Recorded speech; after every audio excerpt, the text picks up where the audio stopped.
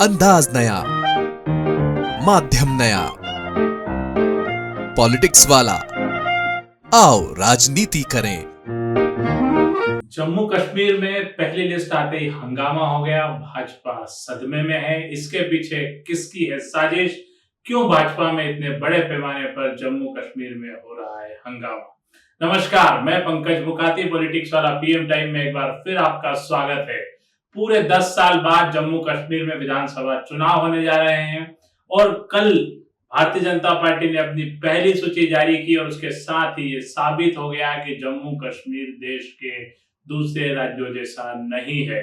Bharatiya Janata party की जो एक लिस्ट देने की अपनी परंपरा है कि ये लिस्ट दिल्ली ने तय की है, ये लिस्ट आला कमान ने तय की है, वो सारी जम्मू कश्मीर में बिखर गई।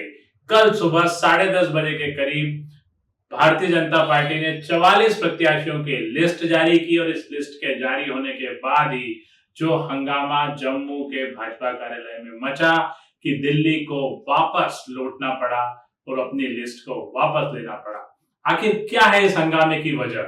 एक बात तो स्पष्ट हो गई कि भारतीय जनता पार्टी जो मनमाने ढंग से प्रत्याशियों को उतारती है, अपने काम पे लगाती है और भारतीय जनता पार्टी का कोई भी प्रत्याशी जिसका नाम सूची में नहीं होता है, यानी कि दावेदार, इसके खिलाफ आवाज नहीं उठा पाता। लेकिन जम्मू कश्मीर में आवाज उठी और बहुत जोरदार ढंग से आवाज उठी। मतलब ये साबित हो गया कि जम्मू कश्मीर अभी भी भाजपा के दिल्ली भाजपा के हाथ से बाहर है।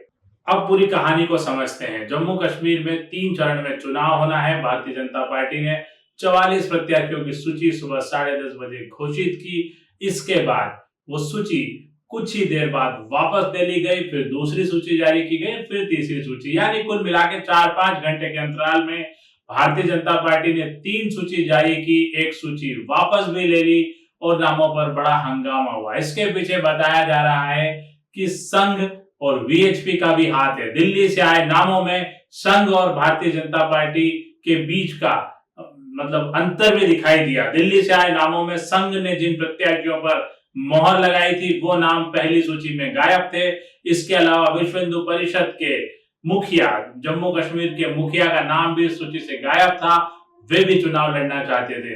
भारतीय जनता पार्टी में कांग्रेस से आए कुछ नेताओं को टिकट मिला जिससे भी नाराजगी थी। यानी कुल मिलाकर इस बगावत के पीछे संघ की अनदेखी, वीएचपी को दरकिनार करना और कांग्रेस के नेताओं को तवज्जो देना भी शामिल रहा। इसका असर इस कदर हुआ कि 10 साल बाद होने वाले इस चुनाव में लोकल नेताओं ने बगावत कर दी, जम्मू कार्यालय में प्रदर्शन किया, दिल्ली ने आनन फानन में लिस्ट वापस ले ली और एक बहुत ही सामान्य सा तर्क दिया कि ये टाइपो एरर है, यानी कि टाइपिंग मिस्टेक हो गई। अब आप सोचिए कि ऐसा कैसा टाइपिंग एरर कि जिसमें 44 नाम लिखे गए, 15 नाम की दूसरी सूची आई, यानी त्रुटि सुधार में नामों में एबीसीडी का अंतर हो सकता है, मात्राओं का अंतर हो सकता है, लेकिन पूरी की पूरे 44 नाम टाइप मशीन ने, यानी कि टाइप मशीन तो आजकल चलती नहीं, लेकिन टाइप राइटर जो कंप्यूटर से जब लिस्ट निकली उसने अपने आप 44 नाम जोड़ लिए।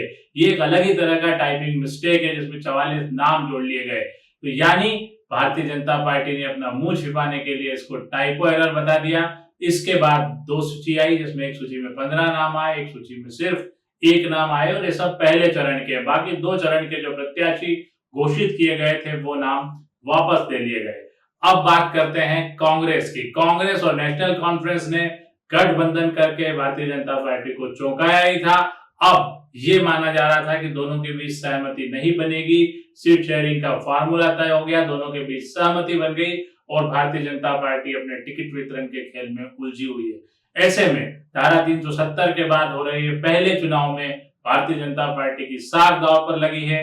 दिल्ली के लिए अभी भी जम्मू कश्मीर दूर है। जम्मू के प्रदर्शन ने साबित कर दिया कि संघ जो बरसों से वहां पर काम कर रहा है उसे दरकिनार नहीं किया जा सकता। इसने संघ और भाजपा के बीच की गुटबाजी को भी आगे बताया है। जम्मू कश्मीर पर हम आगे भी बात करते रहेंगे।